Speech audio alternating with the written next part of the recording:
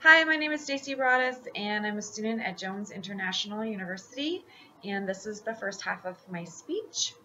My topic is Facebook and the responsibility of society, and I hope to inform the audience of some key points that I feel are important that being a social media user are. So with a show of hands, how many of you have some type of social networking or social media login, like for Facebook or LinkedIn or Instagram even?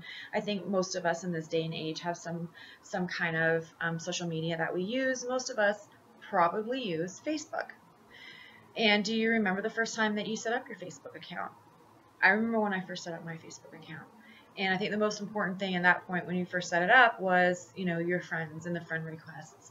And I remember when my friend requests started kind of coming in and, um, I would accept my friend requests. And at first it was truly just my friends that would, uh, friend me on Facebook, and I would accept it. And then over time, I would start getting friend requests from somebody that I didn't even know who they were, but it would tell me that I had a mutual friend. And so I would be like, okay, I'll accept them as a friend request because what can it hurt, right? I mean, they know somebody else that I know. And then over time, you kind of start building on your friends, and next thing you know it, you've got over 500 friends on Facebook, and you're thinking you're pretty darn socially popular on Facebook, and so you just keep adding more and more friends on there. And then how many of you, when you're sitting behind your computer, you you just kind of post whatever you think you want to post out there because you're kind of on the side of the screen. You figure that's what social media is about, right? Being able to express your feelings and stuff. And, I completely agree with that. I think that social media can be used responsibly to share information with. But I do think that our society has kind of lost that one-on-one contact that you have with people, to where when you say something, you can kind of get what their reaction is. I think as a society, we've kind of hid behind the computer a little bit more, and I think that we forget that things that we may share out there on this side of the screen, I think we forget that there's somebody on that side of the screen that's reading it.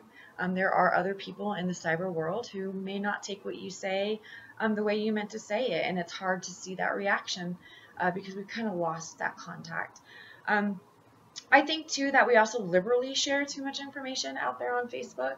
I think that people will share phone numbers. I've seen posts out there that are like, hey, but here's my phone number. Why don't you give me a call? Or, hey, here's my address. You can mail that to me. We even let people know when we're on vacation sometimes, and then we post pictures out there of our children. And I'm not saying that that's wrong. So before you start whispering to your neighbor that that's what social media is about, I completely agree with you. It is what it's about. But we have a responsibility to use it the correct way. So that's kind of what I want to talk about today is, the responsibilities of being a Facebook user, and, who are your friends, understanding what they can see, what you're putting out there and posting, or if it's not you, if somebody else is posting something out there that's maybe inappropriate, how you can handle something like that. So it's really all about, are you a responsible networking or social networking user, specifically Facebook? So let's talk about Facebook. What is Facebook? Well, Facebook is the biggest networking site today. It was founded in 2014 by Mark Zuckerberg, who was a student at Harvard University. And Facebook didn't come about at first. He actually had a website that was called Face Smash.